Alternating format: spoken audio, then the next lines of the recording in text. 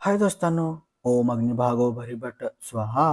आज मी आलोय मिरजेत नव्याने सुरू झालेल्या रूफटॉप हॉटेल डी इवारामध्ये. अशा 8 मजली बिल्डिंगच्या टेरेसवर आहे हॉटेल आणि यांचा 20% ऑफ आहे सकाळी 11 ते 5 या वेळेत आला तर. पण मी 6 वाजता आलो होतो, सो मला तर काही ऑफर भेटली नाही.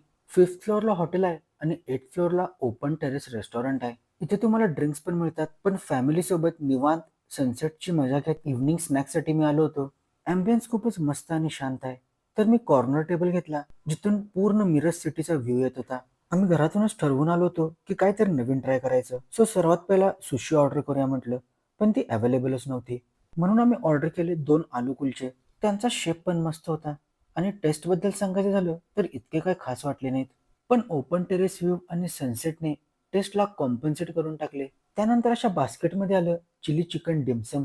सो दिसायला मोमोज सारखं होतं, पण वरची लेयर एवढी सॉफ्ट होती आणि सोबतच होतं टेस्टसाठी मेयोनीज, चटणी आणि सोया सॉस. यांच्यामुळे टेस्टमध्ये आणि 4 चांद लागले. हे सगळं खाऊन झाल्यानंतर डेझर्टमध्ये आम्ही ऑर्डर केली चॉकलेट वॉलनट ब्राउनी. गरम गरम अशा तव्यावर ब्राउनी आणि वर थंडगार आईस्क्रीम. याची मजाच वेगळी आहे. दिसायला सुंदर आणि आईस्क्रीम सोबत टेस्ट पण छान आहे याची. खाल्लेलं जिरवण्यासाठी थोडासा डान्स केला, तेवढ्यात बिल आलं.